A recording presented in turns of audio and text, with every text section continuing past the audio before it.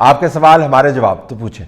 طلعت صاحب، میں ثناء الرحمان چینا بول رہا ہوں بکر سے۔ میرا سوال یہ ہے طلعت صاحب کہ سیاست، جمہوریت، اس کو ہمارے ملک میں بدنام کرنے کے لیے مسلط کیا گیا ہے، تو کیا ملک کے مسائل اصل جو ہیں، اکانومی جن کی بنیاد پر ڈیمیج ہوئی ہے، جن بنیادوں پر اس ملک کی جو پہلی تاریخ تھی اس پر کاری ضرب لگائی گئی، ملک کو دو لخت کیا گیا، وہ سوالات کب اٹھائے جائیں گے اس ملک میں؟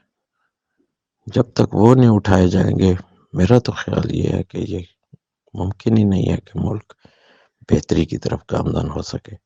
آپ کا اس کے بارے میں کیا خیال ہے؟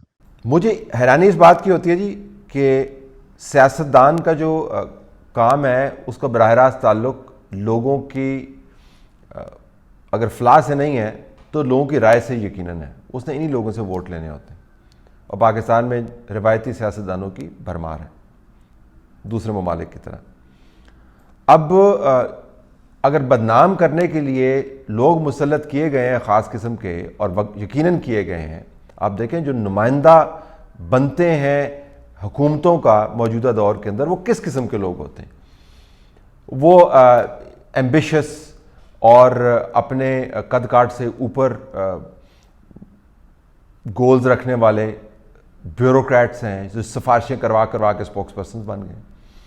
وہ ایسے سیاستدان ہیں جن کو یونین کونسل میں سے اگر آپ اوپن اینڈ فری الیکشن کروائیں تو 20 ووٹ نہیں ملیں۔ وہ ایسے بندے ہیں جو منہ کھولتے ہیں تو لوگوں کو شرمندگی ہوتی ہے کہ کس قسم کی بات کریں، موسٹلی اس قسم کے لوگ ہیں۔ تو ظاہر ہے جب اس قسم کے آپ نمائندگان رکھیں گے تو تمام پولیٹیکل کلاس کو آپ اسی قسم کے رنگ کے اندر ہی بیان کریں گے یا ریپرزینٹ کریں گے۔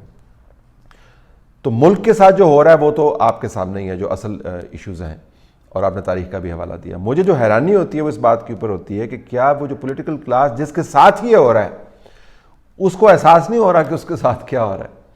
کیا واقعتاً وہ موجودہ اپنی نمائندگی کے معیار سے خوش ہے؟ کیا واقعتاً اپنے بارے میں ہونے والی اس بڑی سافٹ لیکن بہت ہی خطرناک سازش سے ناشنا ہے؟ کہ اس کو پتہ نہیں ہے کیا ہو رہا ہے؟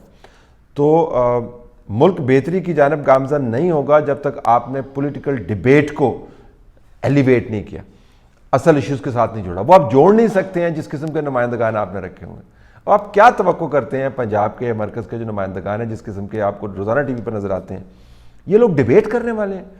مطلب یہ سمجھ بوجھ رکھنے والے ہیں؟ آپ اس بات سے قطع نظر کہ آپ کا کس پارٹی سے تعلق ہے، دل پر ہاتھ رکھ کے ان تمام نمائندگان کی آپ لسٹ بنائیں اور تعصبات کو ایک طرف رکھ کے، اپنی ترجیحات کو ایک طرف رکھ کے یہ فیصلہ کریں کہ کیا واقعتاً یہ لوگ ہیں جو پاکستان جیسے کمپلیکس ملک کو نیکسٹ لیول کے اوپر لے جانے کے لیے ڈیبیٹ کر سکتے ہیں۔ میں یہ نہیں کہہ رہا کہ یہ ہاتھ سے پکڑ کے لے جائیں گے، اللہ نہ کرے کہ ہاتھ سے پکڑ کر اس ملک کو کسی بھی سمت میں لے کے جائیں، ہمیں پتہ ہے ادھر تباہی ہونی، ڈیبیٹ بھی نہیں کر سکتے۔ تو اصل میں جو میرا ایشو ہے جس پہ مجھے پریشانی زیادہ ہوتی ہے وہ یہ کہ سوچ کا آغاز جو ہے وہ ڈیبیٹ سے ہوتا ہے، ڈیبیٹ کرنے والی جب ایسے رکھے ہوئے ہیں تو پھر ڈیبیٹ تو ہو نہیں سکتی۔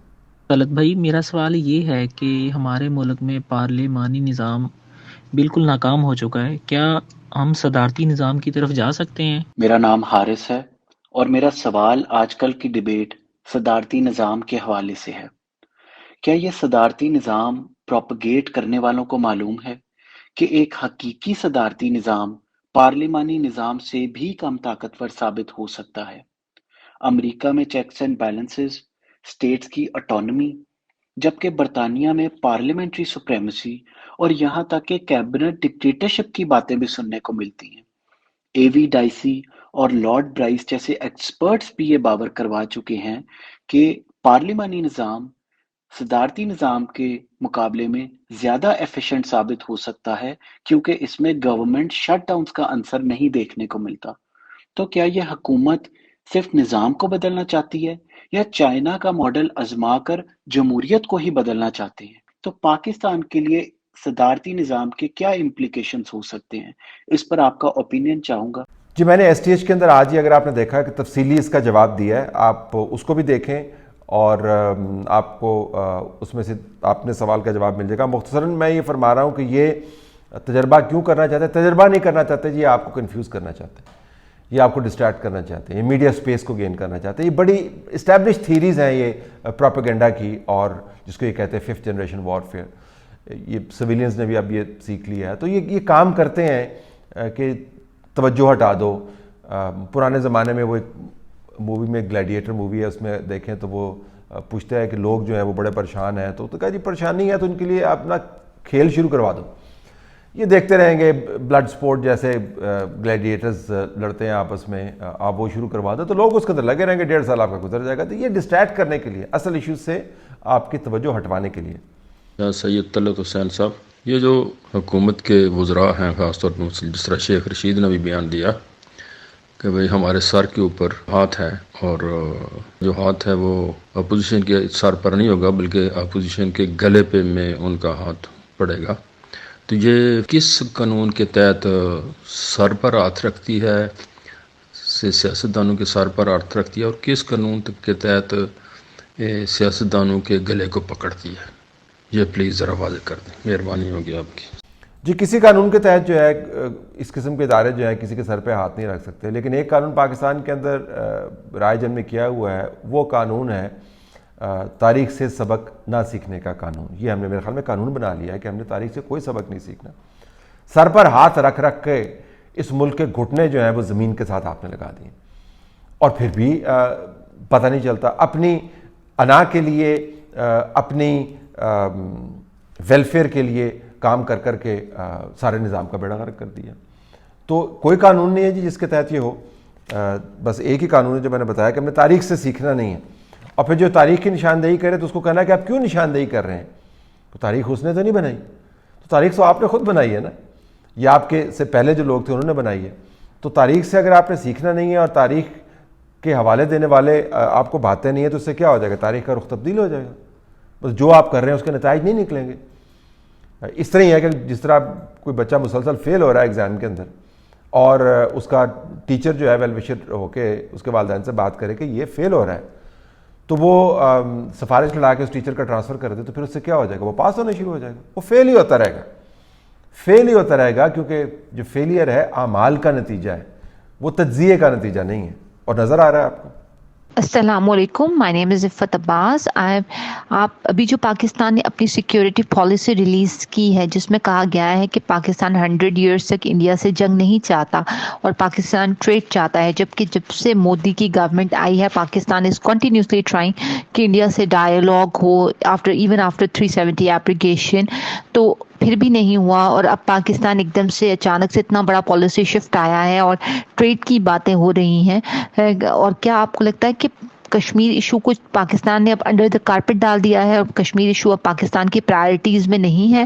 اور اگر انڈیا اور پاکستان نے کشمیر ایشو کو اس طریقے سے سیٹل کر دیا ہے وداؤٹ انوالونگ کشمیریز، تو آپ کو کیا لگتا ہے کہ کشمیریوں کے ساتھ یہ دھوکہ نہیں ہوگا، یا کشمیریز جو ہیں وہ بٹریٹ فیل نہیں کریں گے؟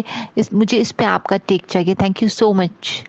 جی کشمیر کے مسئلے کے اوپر ہماری پالیسی جو ہے وہ بہت ابہام کا شکار ہے. میں نے بارہا اس کا تجزیہ کر کے آپ کو بتایا کہ ہمیں کلیئرٹی لانی چاہیے. ہماری مجبوریاں ہیں، ہم جنگ نہیں چاہتے، بالکل ٹھیک ہے، لیکن ہم جنگ نہ کرتے ہوئے بھی ایک ریڈ لائن کھینچ سکتے ہیں. مجھے اس ریڈ لائن کے بارے میں بڑا شک ہے کہ ہم ریڈ لائن ہم نے اتنی لچکدار رکھی ہوئی ہے کہ کبھی وہ راہداری میں تبدیل ہو جاتی ہے، کبھی ٹریڈ میں تبدیل ہو جاتی ہے، کبھی وہ سپورٹس کے ریوائول میں تبدیل ہو جاتی ہے. میں یہ نہیں کہہ رہا کہ آپ آئسولیٹ ہو جائیں، لیکن وہ ریڈ لائن کو کسی جگہ پہ کھڑا تو کریں، اس کو لگائیں تو صحیح کسی جگہ کے اوپر. ریت کے اندر کھینچی ہوئی ریڈ لائن لگتی ہے جی. پانی اگر اوپر سے گزرتا ہے تو وہ ریڈ لائن غائب ہو جاتی ہے، پھر ریڈ لائن ادھر بنا دیتے ہیں، پھر ادھر بنا دیتے ہیں. تو ریڈ لائن کشمیر کے اوپر کھینچے تو صحیح، وہ ریڈ لائن کا پتہ نہیں ہے. اور ہندوستان پاکستان جو ہے کسی طور کشمیریوں کو حتمی فیصلے سے نکال کر اگر کوئی معاہدہ کریں گے تو وہ چلے گا نہیں. یہ کشمیریوں کا معاملہ ہے، یہ کشمیریوں نے طے کرنا ہے کہ ان کے لیے وے فارورڈ کیا ہے. ان کے اپنے اندر بڑی کمپلیکسٹی ہے. کوئی آپ کوئی یکسوئی کے ساتھ یا ایک ہی نظریے کے اوپر آپ کو وہاں پر قائم جماعتیں نظر نہیں آتی. ایک مختلف رنگوں والی ایک آبادی ہے جو اپنے نظریات کے تحت جو ہے اپنی ترجیحات کا اظہار کرتی ہے، لیکن اس کے اوپر تمام لوگ اتفاق کرتے ہیں کہ کشمیر کا جو فیصلہ ہو اس میں کشمیریوں کی منشا کو مرکزیت ہونی چاہیے. اور ہم جو اس کے ارد گرد چیزیں گھماتے رہتے ہیں، مجھے اس سے بڑی کوفت ہوتی ہے. کیا آپ کو مسئلہ ہے بھائی؟ کیوں آپ ہندوستان کے ساتھ بار بار ٹریڈ کی بات کریں؟ وہ نہیں کرنا چاہتا آپ کے ساتھ، یا کرنا چاہتا اپنی ٹرمز پہ کرنا چاہتا ہے اور کشمیریوں کے اوپر پاؤں رکھ کے کرنا چاہتا. تو کیا آپ کو قابل قبول ہے؟ تو کیوں آپ بار بار، کیوں آپ کے بازو اکڑے ہوئے ہیں کہ آپ نے ان کو جفا ہی مارنا ہے؟ چھوڑ دیں ان کو، فریز کر دیں. ریلیشن شپس کو فریز کرنا جو ہے وہ ایک ڈیلیبریٹ پالیسی آپشن موجود ہے. کشمیریوں کو یہ تو حوصلہ ہو کہ چلیں فی الحال ہماری مدد نہیں کر پا رہے، یہ ہمارا مسئلہ اٹکا ہوا ہے، اگرچہ ہمارا کیس بڑا تگڑا ہے، تو کم از کم ہمارے جو سپورٹر ہیں وہ آئیں بائیں شائیں تو نہیں کر رہے. ہمیں اس کی سمجھ نہیں ہے، پتہ نہیں کیوں تجربات ہم پر چھائے ہوئے ہیں، اور جب ذرا سا دباؤ پڑتا ہے تو پھر کہتے ہیں یہ فیشسٹ ہے، اس سے ہم نے بات نہیں کرنی ہے، تب دوسرے لیول کے اوپر چلے جاتے ہیں. اور جب اس کی ضرورت نہیں ہوتی تو پھر راہداریوں کی اور ٹریڈ کی بات شروع کر دیتے. تو کسی جگہ پر لکیر کو ٹھہرنے تو دیں.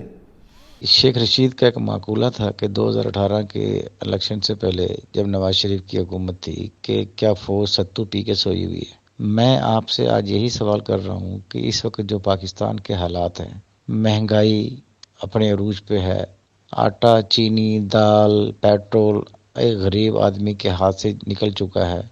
اتنی مہنگائی ہو چکی ہے، اور معیشت کا تو نہ ہی پوچھیں تو اچھا ہے. اتنا پاکستان کا بیڑا غرق ہو چکا ہے معیشت کا، اور گروتھ ریٹ جو ہے وہ آپ کے سامنے ہے. اسٹاک ایکسچینج کا حال جو یہ آپ کے سامنے ہے، اور دنیا پاکستان کے ساتھ کیا سلوک کر رہی ہے وہ آپ کے ساتھ ہے. اپنی شرائط پہ قرضہ دیتی ہے اور پاکستان اس کو قبول کر لیتا ہے. میرا سوال صرف یہی ہے کہ اس وقت ہمارے پاکستان کے ادارے، معتبر قوتیں، طاقتور حلقے کیا ستو پی کے سوئے ہوئے ہیں؟ جی، مقتدر حلقوں کا کسی کے سر پہ ہاتھ رکھنا یا نہ رکھنا اور ستو پی کے سونا یا جاگنا، اس سے ملک کی حالت پر اگر اثر پڑے تو 100 بسم اللہ. سوئے رہیں یا جاگے رہیں، جاگ کر ٹھوکریں ماریں یا سوئے ہوئے خراٹے ماریں، کوئی فرق نہیں پڑے گا اگر ملک کے لیے وہ بہتر ہے. تو سونے میں اور جاگنے میں اور اس کے نتیجے میں جو حالات پیدا ہوتے ہیں، اگر اس سے ملک میں خرابی پیدا ہوتی ہے تو پھر سونے اور جاگنے کے عمل کو ریوائز کرنا چاہیے. نمبر 1. ایسی صورتحال ہی کیوں پیدا ہو؟ نمبر 2. صورتحال کیوں پیدا ہو ایسی جس کے اندر سونا اور جاگنا میٹر کرے، کہ کوئی سوئے گا تو یہ ہو جائے گا، کوئی جاگے گا تو یہ ہو جائے گا. تو ملک اس طرح تو نہیں چلتے، ملک اس طریقے سے نہیں چلتے. ملک چلتے ہیں ملک کے نمائندگان کو نظام کے اندر رہتے ہوئے اپنی طاقت کو ایکسرسائز کرنے کی جو سہولت ہے وہ مہیا کر کے. ان کے اوپر چیکس بھی ہیں، ان کے اوپر بیلنسز بھی ہیں. ایک طویل المدت جمہوریت کے اوپر بیسڈ ماڈل کو چلا کر ملک چلتے ہیں. پاکستان جیسا ملک جو ہے وہ سونے اور جاگنے سے نہیں چل سکتا. اگر یہ سمجھ نہیں آئے گا تو پھر یہی ہوتا رہے گا جو آپ نے بیان کیا کہ اس وقت حالات کیا ہیں.